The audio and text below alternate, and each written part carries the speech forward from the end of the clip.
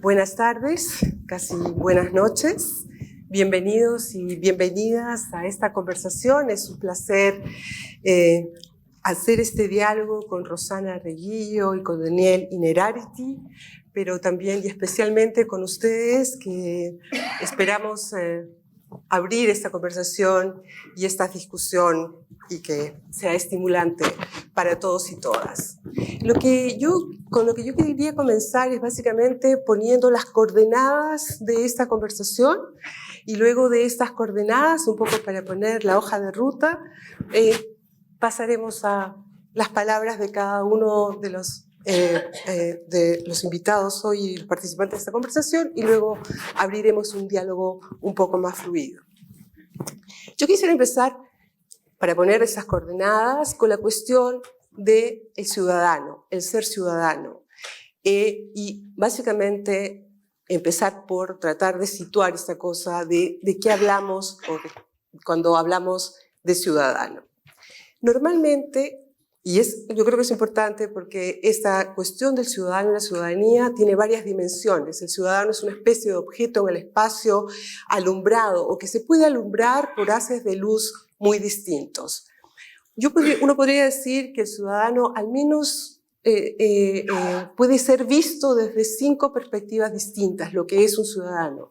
Por un lado, alguien que está afectado por la pertenencia, es decir, ser un ciudadano es una condición. Uno pertenece a un colectivo que ha tomado una decisión de cómo organizarse políticamente, de darse normas jurídicamente. Entonces, por un lado, es esta condición de pertenencia. Pero el ciudadano también, y desde otra perspectiva, es una especie de vector, un vector de derechos y deberes, y es esta otra dimensión, que son derechos y deberes que esa comunidad política a la que pertenece le supone. Es una otra manera de ver al ciudadano.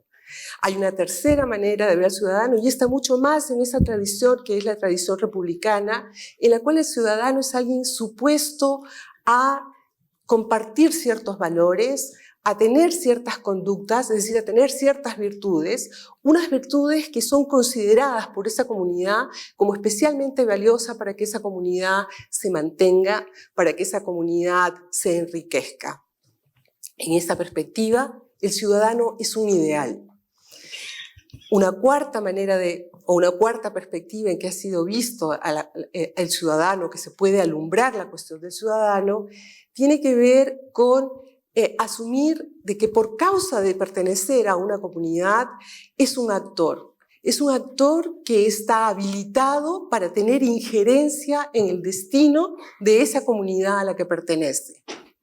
En esa perspectiva, por supuesto puede tener injerencia ya sea en el modo deliberativo, en la participación electoral, como participando electoralmente, o como acción política, ya puede ser partidaria o no partidaria. Desde esa perspectiva, esta cuarta que estoy mencionando, el ciudadano es una fuerza de injerencia.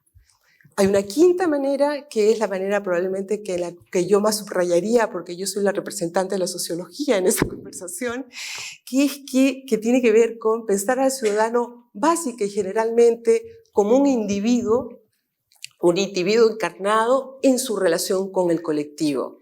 Y cuando estoy diciendo individuo encarnado, quiere decir que un ciudadano no es una cosa abstracta, sino un ciudadano es aquel individuo, aquella persona que ordinariamente está enfrentando la vida social, enfrentando desafíos específicos en función de las transformaciones que recorren esa sociedad. Pero ese individuo es un individuo que siempre está colocado en una relación al colectivo al que pertenece. 5 grandes maneras de pensar el ciudadano. ¿Por qué es importante? Siguiente pregunta, siguiente coordenada, nos ha parecido hablar del ciudadano.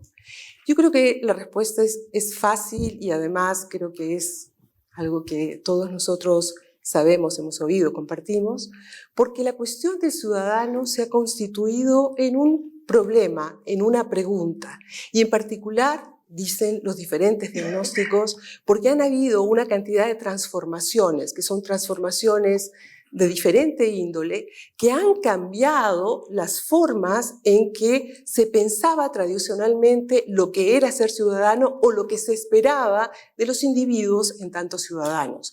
Hay una cantidad de ejemplos que uno podría dar respecto a esto. Sin duda en eso van a abundar Rosana y Daniel después y podemos abundar después en la conversación, pero puedo dar un par de ejemplos sobre eso. Las migraciones, por ejemplo, han puesto, y la perspectiva de que aumentarán si es que creemos en la cuestión del cambio climático, ponen en cuestión a lo que se ha considerado normalmente al ciudadano desde la idea, desde la dimensión esa que habíamos antes de la pertenencia.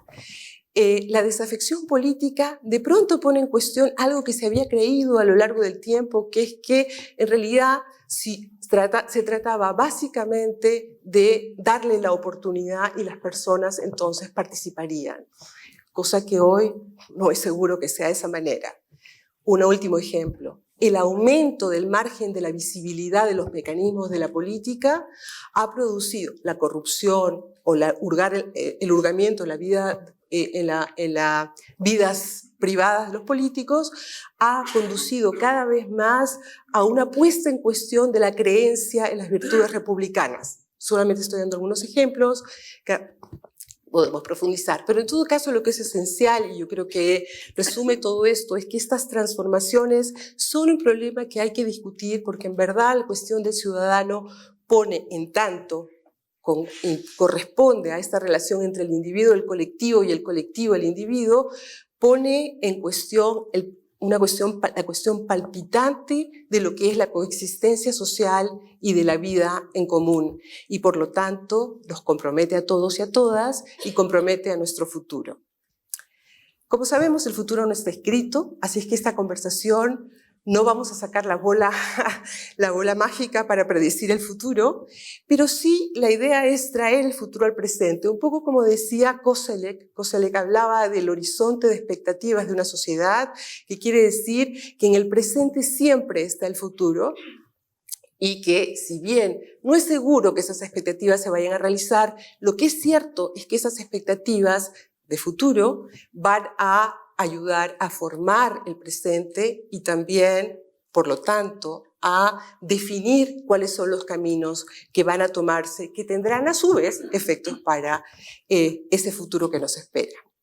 Entonces, en este contexto, quisiera empezar esta conversación con Daniel y Rosana, preguntándoles cuáles son a su juicio esas expectativas de futuro respecto al ciudadano. Hace el ciudadano, pero usar un término psicoanalítico, síntoma, hay un síntoma en el ciudadano, o no lo hay, y qué es lo que estamos enfrentando y a dónde creen ustedes que todo esto nos conduce. Rosana. Gracias. Bueno, muy buenas tardes a todas y a todos. Muchísimas gracias por estar aquí.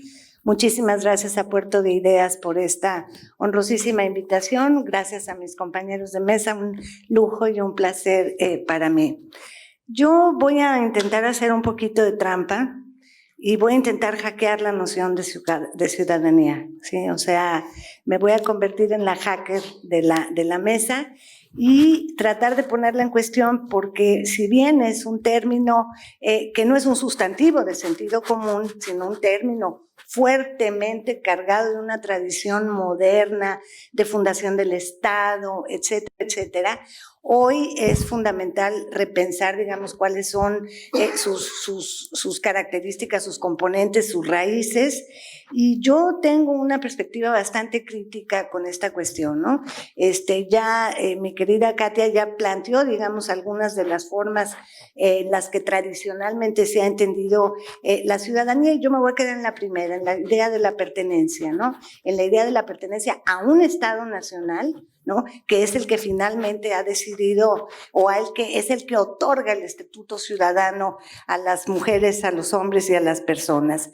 Y yo quisiera pensar, digamos, a la luz, por ejemplo, yo vengo de México, de la caravana migrante que avanza sobre territorio centroamericano, mexicano, hacia la frontera de los Estados Unidos, que marca, a mi juicio, la crisis más grande de ciudadanía que hay y que yo he venido estudiando con mucho cuidado desde mi hacer etnográfico, antropológico, entre los jóvenes y las jóvenes en condiciones de precarización, en lo que voy a llamar los migrantes translocales, ¿no? Porque ya no podemos hablar de una migración internacional, porque la situación es tan compleja que estos jóvenes están transitando de ciudad en ciudad, ¿no? Es una migración muy precaria, donde salen de su país, de su rancho, de su rinconcito, porque no caben, porque no hay ciudadanía que los cobije, porque no hay un Estado que se haga cargo de ellos y de ellas. Y entonces, en el tránsito, en este limbo entre no pertenencia a territorio, tampoco son ciudadanos. Y entonces son sujetos, digamos, de extorsión por grupos, digamos, de trata, etcétera, etcétera. Y en las supuestas, es hasta risible llamar hoy día sociedades de acogida, ¿no? Que cada vez son menos eso. Me parece que entonces el estatuto de ciudadanía lo tenemos que repensar a la luz de esta gran crisis internacional. Esa, digamos, sería una primera idea de un intento de hackeo amoroso, no es un intento revoltoso ni guerrillero, sino preocupado, ¿no? De poner en crisis estas ideas. Una segunda que me pone, digamos, ligeramente al borde de mí misma, y voy a llamar en mi auxilio a un pensador francés que se llamó Foucault, para hablar de la biopolítica y la ciudadanía, ¿no? O sea, en términos generales, solemos pensar que la ciudadanía es una categoría universal, ¿no? Solemos pensar que la ciudadanía es una categoría que define nuestra relación con un territorio, con un Estado, con unos derechos, con unas obligaciones, y sin embargo esto no resiste el análisis, no resiste ningún tipo de análisis crítico, porque vemos que precisamente en las conformaciones de los márgenes, en estas esferas de la construcción de la ciudadanía, no todos los cuerpos fueron considerados ciudadanos. Aún hoy día hay cuerpos que se consideran no cómodos, no aptos, no adecuados, ¿no? Entonces la ciudadanía es una categoría universal si eres hombre, blanco, letrado, heterosexual y en términos generales católico, ¿sí? Entonces yo creo que lo fundamental es poner en crisis esto y tratar de entender justamente de cara a este futuro y de este horizonte de expectativas futuras, ¿cómo vamos a hacer para restituir siglos y siglos y siglos de exclusión de estos cuerpos no convenientes, de esta biopolítica que marcó márgenes y sigue marcando márgenes en los territorios, digamos, de lo que se considera buen ciudadano, mal ciudadano, ¿no? Cuerpos buenos, cuerpos malos. Eso me parece que es absolutamente importante, porque a la luz, digamos, de esta lógica de la ciudadanía, se sigue ejerciendo una presión sobre comunidades vulnerables que me parece sumamente agraviante y peligrosa, y que no podemos seguir guardando silencio. Pensemos en las poblaciones negras, ¿no? Pensemos, por ejemplo, en lo que está pasando en los Estados Unidos con el movimiento tan importante de las vidas negras importan, que han puesto y visibilizado que pese a todas las conquistas y los derechos civiles y a toda la lucha del movimiento afroamericano, la brutalidad del Estado sigue ejerciéndose sobre estos cuerpos no convenientes. Entonces, ¿de qué ciudadanía estamos hablando, no? Y una tercera idea en esta línea del hackeo, quizá esta es más fuerte todavía, y es lo que estoy, digamos, tratando de desentrañar, tiene que ver más con el trabajo de un gran pensador de lo contemporáneo, que es Achille Mbembe, un pensador camerunés, que ha introducido la noción de necropolítica para referirse al momento actual que estamos experimentando. Y Mbembe dice, a ver, la necropolítica, no es que yo tenga interés, dice Mbembe, en anular la noción de la biopolítica como la ciencia de la vida, ¿no? O la política de la vida, sino que me parece que es importante, plantea Mbembe, entender que hoy estamos contra la emergencia de poderes no necesariamente estatales, sino fundamentalmente estatales, que han construido el necropoder, que es el poder de hacer morir. ¿Sí? Y lo estamos viendo en distintos lugares del mundo, lo vemos en Asia, lo vemos en África, lo vemos en América Latina con muchísima claridad.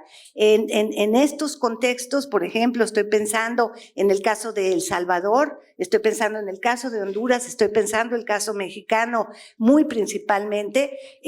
Sabemos que las y los jóvenes, principalmente los jóvenes varones, están poniendo el cuerpo para aceitar la máquina de este neoliberalismo predador que ha utilizado la necropolítica como arma, digamos, de ataque a poblaciones. Entonces, cuando los chilenos, por ejemplo, le regalan al mundo una categoría tan dramática como zonas de sacrificio, que me parece una noción cargada, ¿no? de fuertes sentidos, estamos hablando de una situación en la que la pregunta que yo me formulo es, ¿alcanza a compensar en términos de la ciudadanía?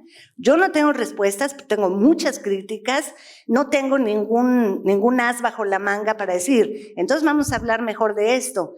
Pero sí creo que debemos sacar de su secuestro formalista la noción de ciudadanía. ¿Para qué nos sirve hoy esta cuestión?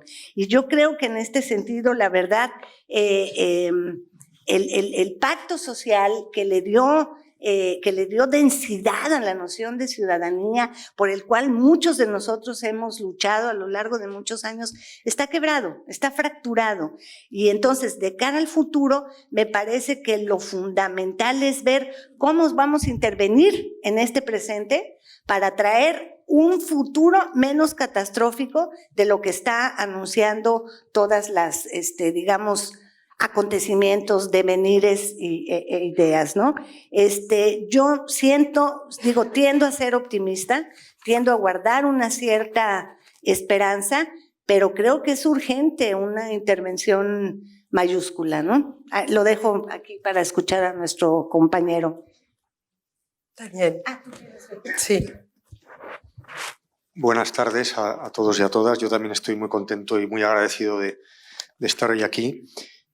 A la pregunta de qué es un ciudadano, qué es una ciudadana, yo creo que la mejor contestación que podemos hacer es una persona que con el tiempo que hace, en lugar de estar paseando en Valparaíso, está en este salón de actos.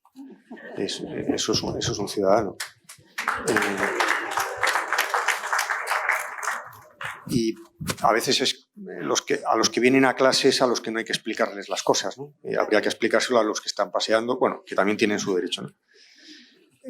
Para mí ciudadanía es protagonismo.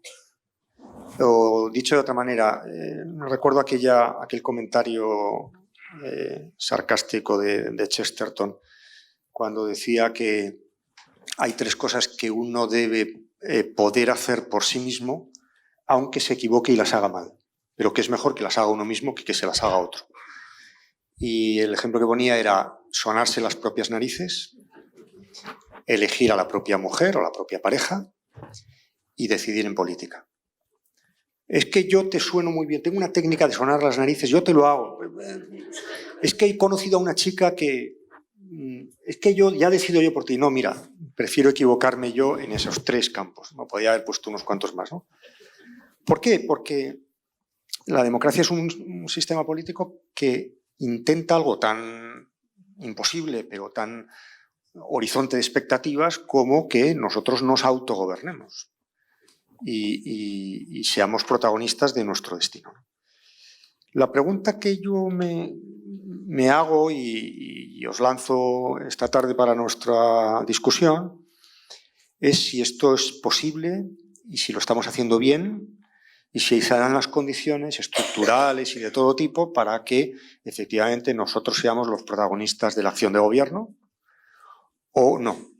Mi hipótesis es que no lo estamos haciendo muy bien y que la democracia supone un tipo de sujetos, es decir, el ciudadano competente, ilustrado, comprometido, generoso, altruista, argumentador, empático, que la propia democracia no produce. De alguna manera venimos a decir más o menos lo mismo con otras palabras, ¿no?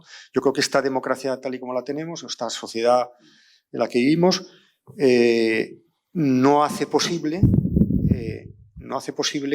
que la ciudadanía realmente tengamos, en relación con lo que pasa en la política, tengamos un protagonismo activo del estilo del que tendríamos que tener, ¿no? Y de alguna manera lo que tenemos es una democracia de los incompetentes, ¿no? Es decir, no somos competentes, de hecho, no somos competentes para entender lo que está pasando en la política. Yo creo que el primer déficit que hay en la política es un déficit de inteligibilidad. Es muy difícil entender lo que pasa en la política, quién es el responsable, cuál es el alcance de nuestras obligaciones, porque las cosas están cambiando a gran velocidad. La causa fundamental de esto yo creo que es el aumento de la complejidad de la sociedad. En sociedades verticales, jerárquicas, simples, donde no había interdependencias especialmente intensas, uno podía saber cuáles eran sus obligaciones, cuáles eran las obligaciones de aquellos que le representaban, que además le representaban claramente, y cómo llamarles a cuentas en el caso de que no estuvieran haciendo las cosas bien. Pero claro, hoy en día, si nosotros tenemos aquí un problema del tipo que sea, la primera cosa en la que no nos pondríamos de acuerdo es en la identificación de quién es el responsable de que esto no esté saliendo bien. En Europa, siempre que un gobierno tiene que dar una mala noticia, saca de la chistera una carta que dice: Bruselas nos obliga a hacer estas cosas que no nos gustan, ¿no? Es magnífico. Tenéis que inventar un Bruselas aquí cuanto antes, porque esto es una carta magnífica para cualquier representante político, ¿no? Y al revés, ¿no? Muchas cosas que las hace Bruselas y son buenas, las hemos hecho nosotros, que tenemos más contacto directo con los gobernados, ¿no? Bueno, entonces yo creo que en medio de esta confusión, ahora que estamos, dentro de unos meses tenemos elecciones europeas y estamos muy preocupados porque concretamente en Europa, perdonadme que hable un poco de lo mío, va a haber un grupo muy potente de extrema derecha, de partidos antieuropeístas y tal, ¿no? Bueno, pues normal, llevamos muchos años con este juego fácil que consiste en echar el balón para adelante y crear una desafección, sencillamente porque la gente asocia la palabra Bruselas a algo terrible. Enzensberger publicó un librito que se llamaba El monstruo de Bruselas, ¿no?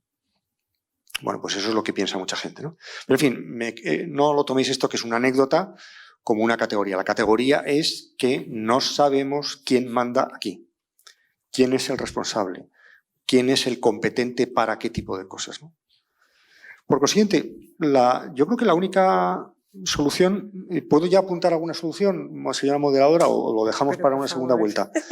Yo creo que la única solución es volver a pensar cómo la ciudadanía, esa ciudadanía que no existe o que está deteriorada o que está desconcertada, cómo puede volver a adquirir las competencias necesarias para ejercer esa monitorización, esa visión crítica respecto de lo que pasa en el espacio público. El primer problema que nos encontramos es cómo determinamos lo que un ciudadano, una ciudadana tiene que saber. ¿Qué se trata? ¿De que sean catedráticos de Derecho Constitucional? Evidentemente no. No se trata de eso.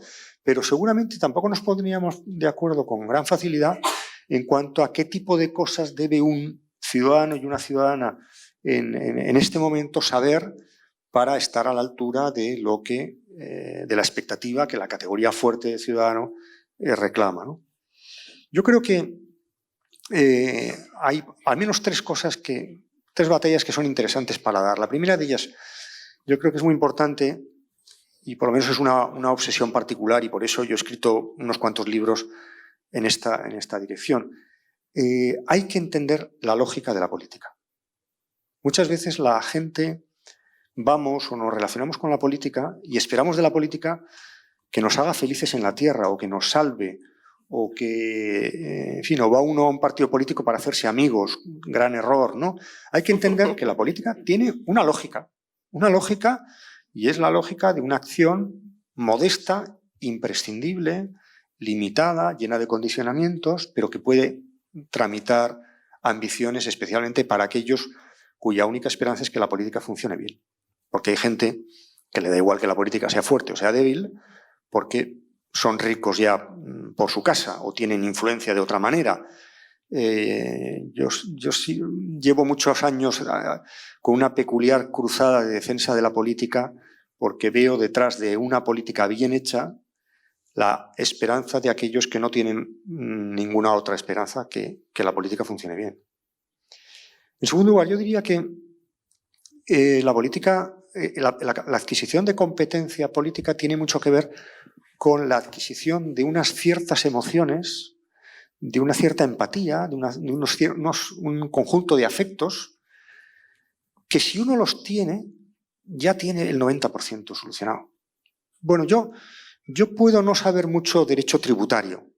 Bueno, en mi caso no sé nada de derecho tributario, pero si tengo una empatía, un sentido de la igualdad, si valoro con orgullo el hecho de vivir en una sociedad que distribuye, que compensa, que no deja a nadie atrás, o por lo menos que tiene esa ambición, ya tengo casi todo el camino recorrido. Y por tanto, yo creo que en la formación política de esa ciudadanía que queremos tener, lo que hay que tener es ese conjunto de afectos. Menciono el sentimiento de justicia, pero podríamos mencionar el sentimiento de respeto hacia el otro en el sentido radical, el otro que representa mundos que para mí son completamente extraños, incluso a veces que puedo detestar, porque ideológicamente no comparto su punto de vista, pero esos forman parte de los míos de alguna manera, ¿no? Y luego además un concepto del nosotros ampliado, que no es la tribu, que no son los que piensan como yo, que no son mis compatriotas, sino que puede ser todo el mundo potencialmente, ¿no? Y yo la tercera sugerencia que planteo es que no se trata, para ser un ciudadano activo, comprometido a la altura de lo que una democracia debe esperar de nosotros, tampoco se trata de prestar atención a todo, ¿no? Tener formación política hoy sería estar todo el día colgado de Twitter, atento a lo que se dice, ¿no? Yo creo que en estos momentos más bien es lo contrario. Es decir, yo creo que en estos momentos, para hacerse una idea adecuada de lo que pasa en la política, hay que saber no prestar atención a ciertas cosas que no se la merecen. Y me parece que en estos momentos la política se ha convertido en una actividad que genera muchísimo ruido, de gente que está continuamente llamando la atención, continuamente agitada en torno a micro polémicas y micro problemas, y que atiende muy poco a las transformaciones de fondo, a las corrientes de fondo que hay en la sociedad. Bien. Y una última idea. No se trata de ser unos expertos, no se trata de confiar en los expertos. Hasta los años 60 en los Estados Unidos había test de, ¿cómo se dice?, de literacy, alfabetización, de alfabetismo, ¿no?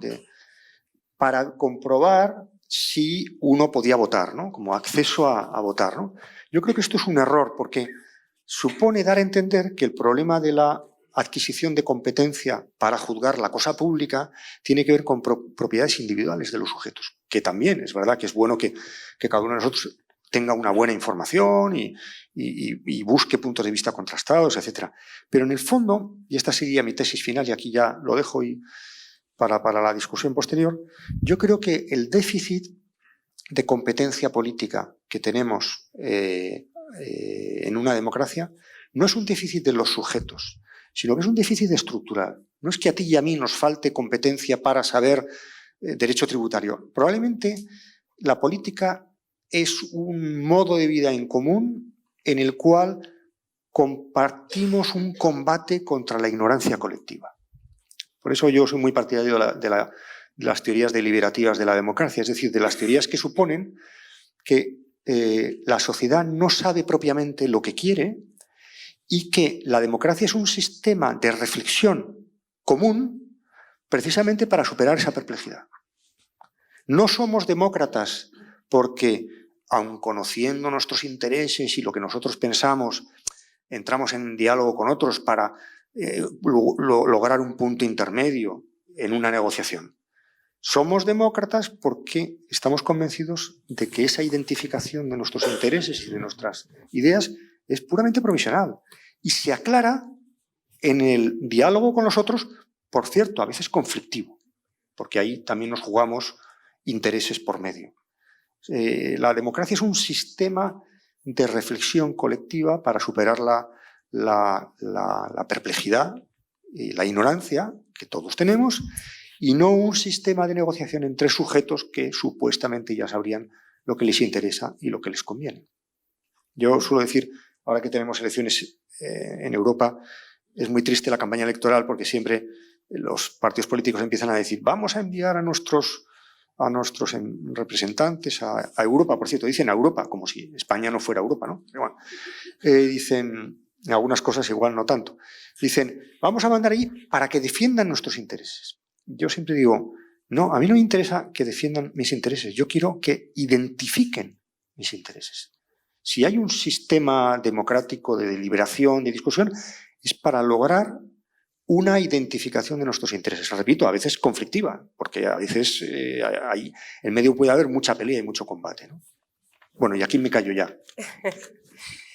Bueno, dos posiciones que han tomado también perspectivas un poco distintas, pero tratando de reunir un poco lo que ustedes habían dicho, porque tú has planteado una crítica a la cuestión de la ciudadanía, pero me imagino que uno imagina que de todas maneras renovar la ciudadanía, transformarla o atravesarla, implica la acción de individuos que tienen una relación al colectivo. Por lo tanto, no sé qué nombre ponerle, pero digamos que el que tenemos hoy implica la acción de ciudadanos.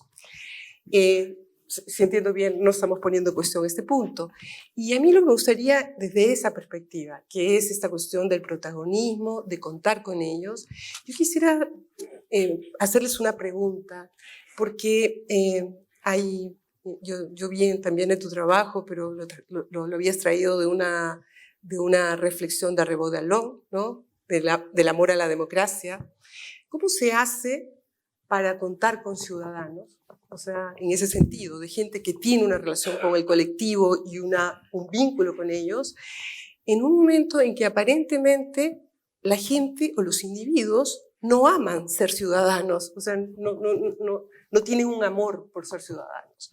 O es que sí, porque antes de que haya toda esa cuestión cognitiva, etcétera, o el movimiento para poder transformar posiciones muy distintas, requerimos la agencia de algunos, y esa agencia de algunos implica que esos algunos quieran actuar.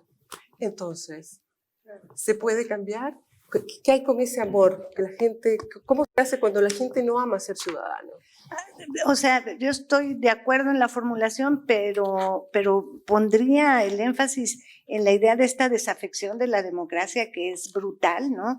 El último informe del Latinobarómetro del 2017 que acaban de entregar completito ya es realmente como para preocuparse, ¿no? O sea, en promedio en América Latina solamente el 38% tendría una especie de afección, o sea, una relación buena con la democracia, y el porcentaje de latinoamericanos que tiene, digamos, manifiesta cierta simpatía por el modelo autoritario está creciendo lamentablemente. Y esto te habla, yo no sé si hay amor o no a la ciudadanía, pero yo con Daniel creo que el asunto del desprestigio de la política, tú hablas con los jóvenes, les dices política y les suena política formal y les suena a una mala palabra, ¿no? Y ser político es sinónimo de ser corrupto, de ser abusivo, etcétera. Entonces, indudablemente yo creo en la acción, yo hago activismo también, además de mi trabajo académico,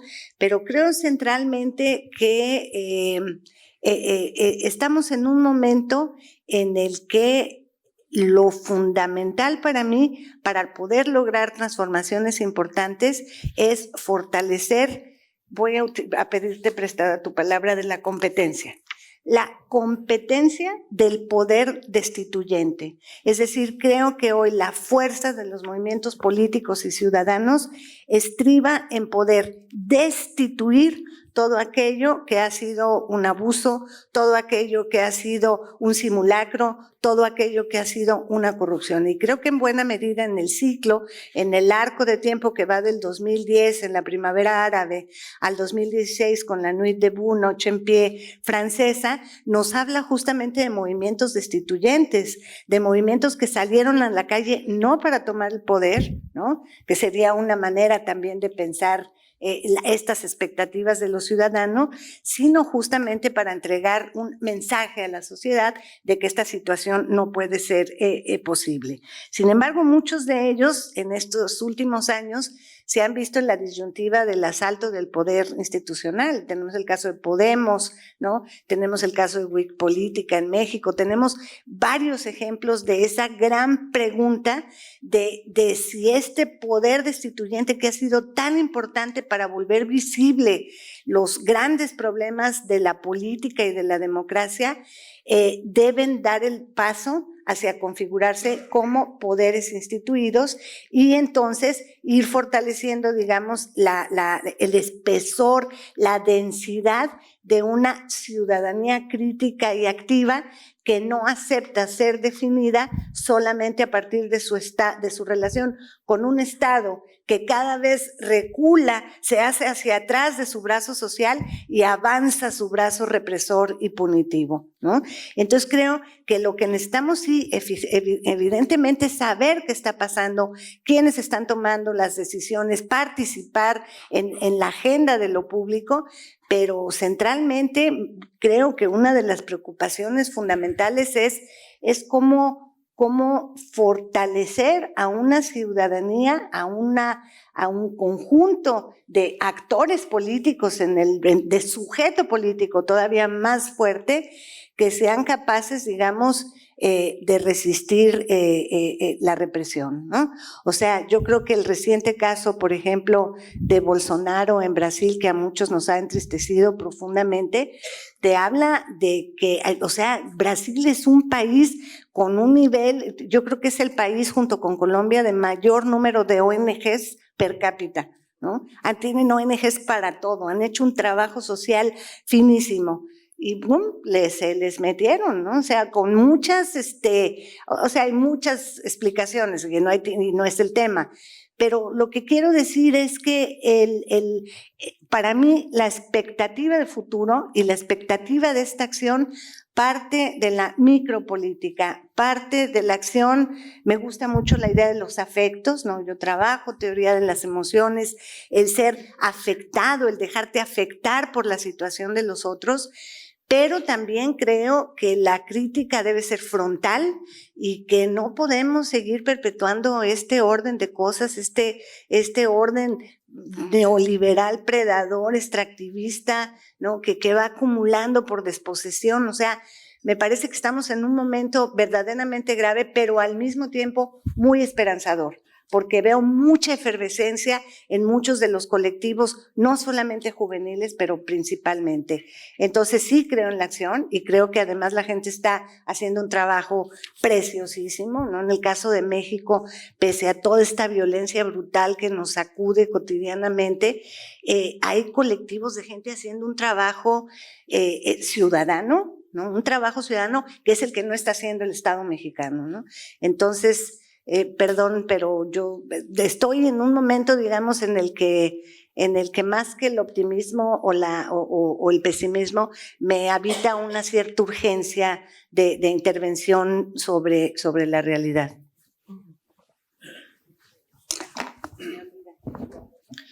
Bueno, pues yo tomo de ti prestada la idea de los excluidos, porque me parece que ahí tenemos también una línea de pensamiento acerca de a qué tipo de democracia podemos aspirar. Y lo explico brevemente, porque creo que esto es un campo de batalla apasionante para el futuro. La democracia es un sistema que supone una identidad entre los que toman las decisiones y los afectados por esas decisiones. Teóricamente, si uno es afectado por una decisión, tiene que tener el derecho de estar en el origen de esa decisión, de manera deliberativa, etc., ¿no? Decía Rousseau citando a no sé qué conde, que dos enemigos irreconciliables se ponen de acuerdo en cuanto encuentran un enemigo común, ¿no? Y siempre hay maneras de resolver un problema haciendo que pague un tercero, ¿no? Hay muchos dispositivos sociales, grandes acuerdos que en el fondo lo que hacen es situar a un pagano tercero cómodamente, ¿no? Bueno, yo creo que desde un cierto punto de vista nuestras sociedades son sociedades que tienen muchos trucos de este estilo. Tomamos una decisión a costa de que hay alguien que no se ha enterado y lo paga. Bueno, pondré 4 ejemplos. Yo creo que hay cuatro asuntos que nos deberían ocupar y que van en la línea de tratar de luchar para que los que deciden y los afectados por esas decisiones vayan coincidiendo. El primero de ellos es los otros, los vecinos. Bueno, tenemos democracias nacionales. Hay un censo, los chilenos votan. Bueno, ya los chilenos votan, pero parte de las decisiones que los chilenos tomáis tienen efectos en Argentina, e incluso en Namibia. Y a lo mejor los habitantes de esos países tienen un derecho a estar presente en la toma de decisiones en Chile. ¿Cómo se articula eso? Bueno, pues por ahí está todo el tema de la democracia global, de las instituciones transnacionales, de la justicia global. La justicia ya ha sobrepasado los marcos nacionales, ¿no? Bueno, sí, hay que gestionarlos en los marcos nacionales, pero desde luego pensar que eso se agota ahí ya no es verdad, ¿no?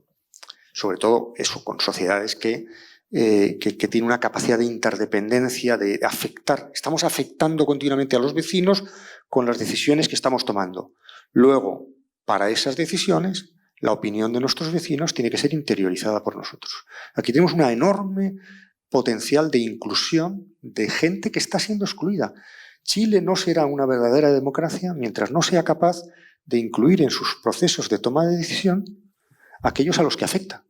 Bueno, Chile y cualquier otro país, ¿no? Yo suelo decir de broma que a mí, realmente más que votar en mi país, a mí me gustaría votar al presidente de los Estados Unidos. No veo por qué se me excluye, yo no puedo votarlo, ¿no? Y en mi pueblo, eso sí, en mi pueblo esto está clarísimo que hay que votar. Esta es una línea que hay que proseguir, ¿no? La línea de cómo en el terreno horizontal del espacio conseguimos incluir a nuestros vecinos, qué mecanismos institucionales, sofisticados. No se trata de que vote todo el mundo, no os asustéis, no estoy llamando aquí a una revolución del censo electoral chileno, sino algo todavía más grave. Primero. Segundo horizonte de expectativa, por citar a Koselleck, hay un grupo de personas que están siendo terriblemente afectadas por nuestras decisiones y que no están votando, que son las generaciones futuras. ¿Qué pasa con los niños? ¿Qué pasa con los que no existen todavía? Que van a heredar un medio ambiente desastroso, unos residuos nucleares que no sabemos qué hacer con ellos, a lo mejor un sistema de pensiones insostenible, un estado de bienestar que saca de la hucha de las pensiones para tapar otros huecos. Bueno, si hay una inclusión de los otros en el espacio, tiene que haber una inclusión de los otros en el tiempo. ¿Cómo hacemos instituciones que nos obliguen a incluir intereses alejados en el tiempo en nuestra actual deliberación? Yo creo que este es otro campo apasionante de democratización. Democratizar nuestra relación con el futuro y no convertir el futuro en el basurero del presente, que es como funciona hoy en día. La tercera gran inclusión tiene que ver con la mujer, con la democracia paritaria. Tiene que ver con que hay que acabar con ese... que no es un asunto que se solucione poniendo a mujeres en cargos del gobierno. Bueno, bien, eso sí, pero eso es una consecuencia de la deconstrucción de lo que Bateman llamaba el contrato sexual, es decir, la idea según la cual los varones autosuficientes, independientes, nos dedicamos a la esfera pública, gracias a que las mujeres se dedican al cuidado de los dependientes, niños y viejos. Y la presencia masiva de la mujer en el espacio público, no solo en la política, sino en general, el espacio público, no tiene que ver con eso que a veces se llama la feminización de la política, en el sentido de que las mujeres tendrían una peculiaridad que aportan a la política. No, no, no, yo creo que es más radical. Yo creo que la entrada de las mujeres en la dirigencia de las sociedades lo que hace es romper esa división nefasta entre lo privado y lo público y poner las cuestiones del cuidado de unos por otros en el centro de la agenda pública. Y de construir ese sujeto varonil o patriarcal o machista, o como le queramos llamar, que combate en el espacio público porque tiene arreglada la subsistencia y no sabe que tiene que cuidar a personas. Yo creo que esto es una gran revolución. Y a la gente que está desafecta con la democracia, yo le llamaría aquí y le diría, oye, ¿esto te parece poco importante? ¿No? O sea, ¿no te parece que esto es una línea por la que hay que combatir, hay que seguir combatiendo? El dejar de concebir la política como el combate de sujetos independientes y pasar a entenderla como el combate y la cooperación entre sujetos interdependientes. La idea de interdependencia en el centro de la vida pública sería una auténtica revolución. Y la cuarta, el cuarto sujeto que falta aquí, un cuarto al que no le hemos dado voz en nuestros sistemas de representación, es la naturaleza. La naturaleza como sujeto político. No quiere decir que en nuestros parlamentos pongamos un burro o un caballo. No es eso, ya me entendéis. Aunque tampoco estaría mal, y burros hay unos cuantos, ¿no? Ya he oído esa maldad por alguna esquina de la sala. Y seguramente es verdad. Se trata de ver qué subjetividad política tiene la naturaleza. Nosotros venimos de un orden cultural según el cual la civilización suponía la huida del estado de naturaleza. Esto era una metáfora, pero era una realidad física en los grandes teóricos de la modernidad. Y en el momento en que nos empezamos a pensar, gracias a la conciencia ecológica, al pensamiento verde, todo esto, como formando parte de un medio natural, a partir de ese momento empezamos a considerar ilegítima cualquier actividad que suponga echar los desperdicios a la naturaleza, considerar que la naturaleza es un recurso inagotable, un lugar en el que se puede depositar cualquier cosa, y comenzar a darle una subjetividad. No tengo una solución, y menos en 2 minutos, para esto, ¿no? Pero sí una idea, ¿no?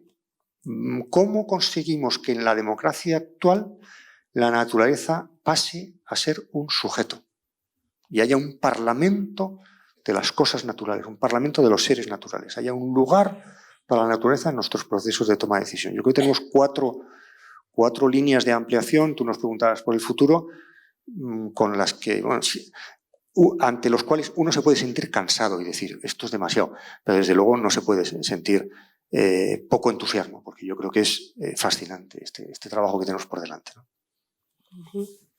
Yo quería provocarlos un poco también a partir de algunos resultados de investigación que tienen que ver con los resultados que he estado desarrollando aquí, porque normalmente, y sobre todo tú, Daniel, has colocado hoy y colocas en otros momentos también, no eres el único, muchas veces en estas reflexiones, el problema en la política, ¿no? O sea, si no tenemos ciudadanos que quieran ser ciudadanos es porque la política no se está entendiendo, etcétera, etcétera.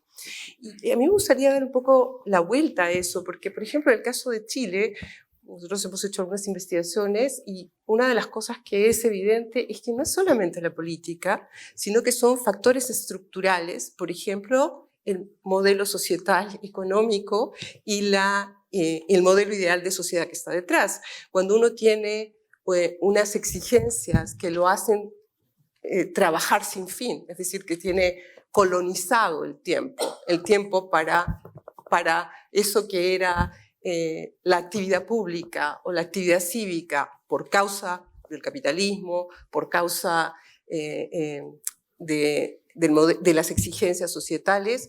Bueno, es muy difícil pensar en ser un ciudadano si es que al mismo tiempo uno ni siquiera tiene la posibilidad de tener el tiempo para atender a su propia familia, lo cual es extremadamente, por ejemplo, en el caso de Chile, brutal en los sectores populares porque para ellos no atender a su familia es la calle, que es la droga y que es el fin del futuro, digamos. Entonces, ¿cómo?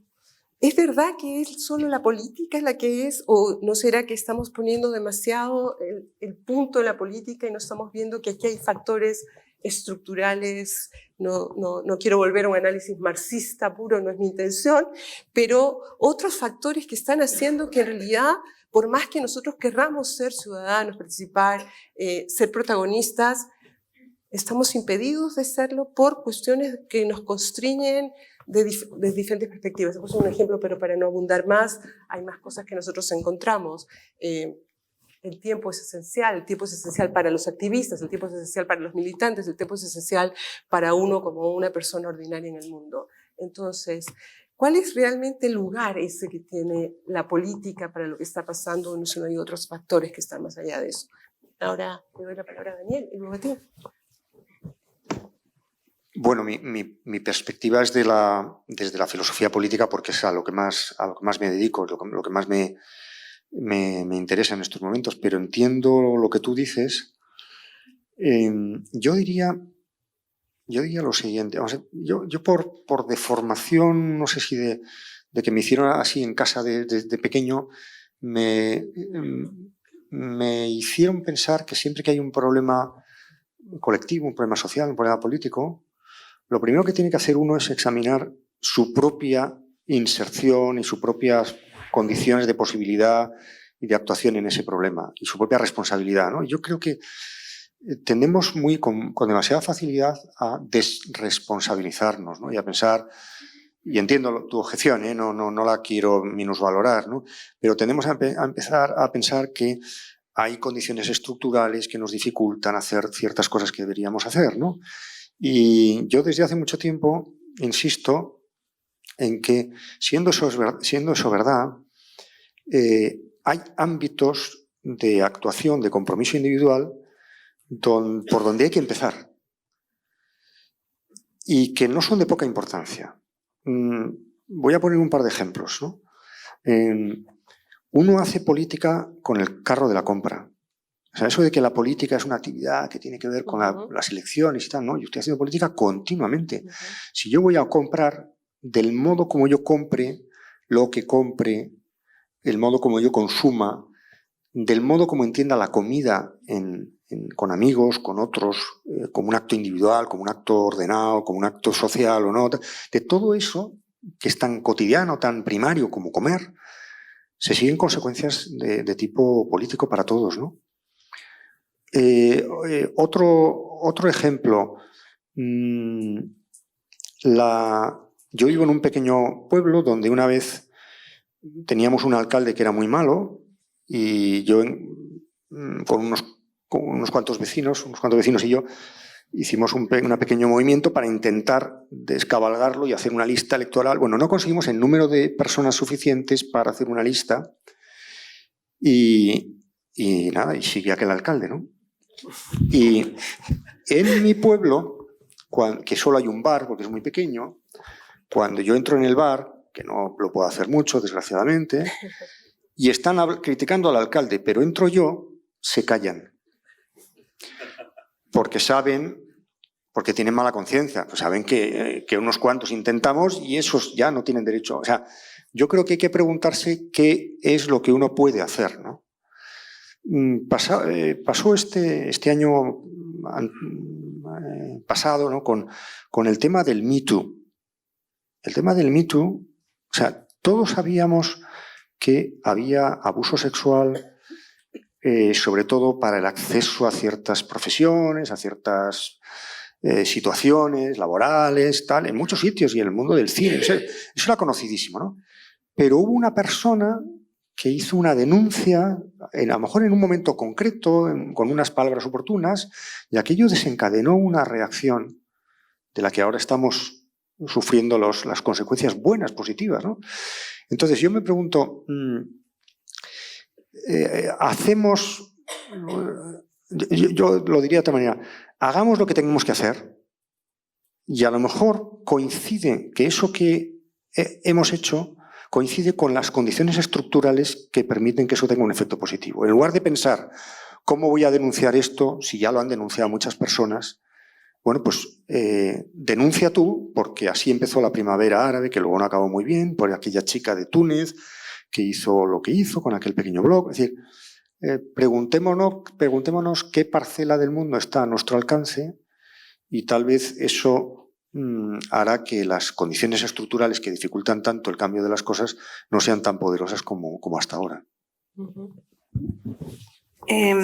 A ver, yo trataría de hacer una distinción entre la política formal, por llamarla de algún modo, política electoral, y la política como el articulador, el pegamento que nos mantiene a todos juntos, ¿no?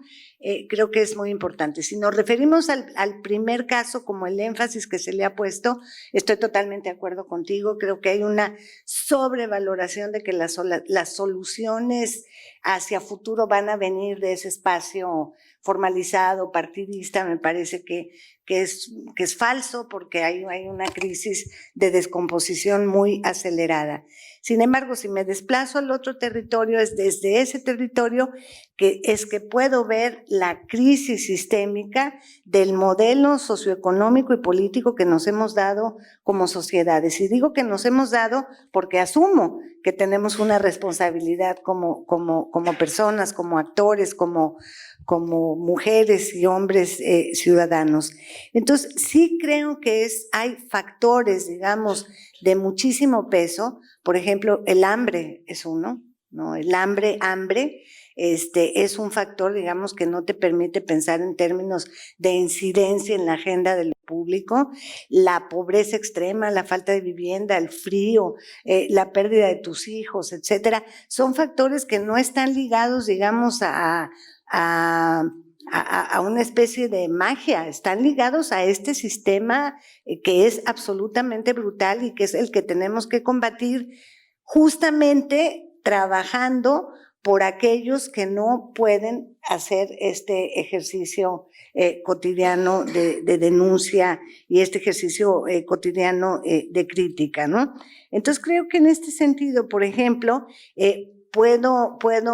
me siento más cómoda cuando voy, digamos, a la etnografía para poder, digamos, darle mayor contundencia a mi palabra. Les decía en la mañana durante mi charla que estoy firmemente convencida de que el desafío para el pensamiento crítico es la eficacia teórica y la solvencia empírica. La teoría como un instrumento para comprender lo real y la solvencia empírica, es decir, estar ahí para poder, digamos, apropiarte de la realidad.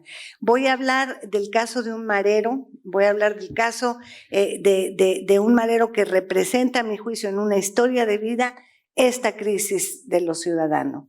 Él sale de El Salvador cuando la guerra brutal, el genocidio salvadoreño, sale con su familia, en el trayecto encuentran al ejército, le matan al padre, le matan a la madre, al hermano, parece que una hermana queda viva, pero él ya jamás lo sabe, y él logra cruzar a la frontera con Guatemala con su tía, un tío y un primo con síndrome de Down.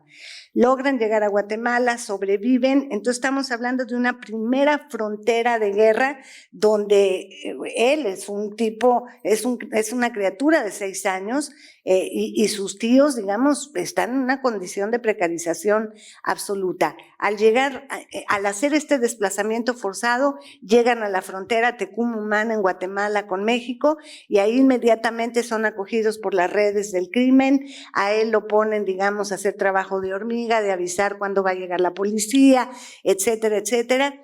Y entonces él entra en un circuito en el que no hay posibilidades de que esta criatura imagine ir a la escuela. Siguen el trayecto, los polleros que se les dice en México, que son los coyotes que cruzan a la gente hacia los Estados Unidos, le roban todo su dinero, el único anillo que conserva de su familia. Bueno, no les hago el cuento largo, llegan a la frontera con Caléxico, logran cruzar.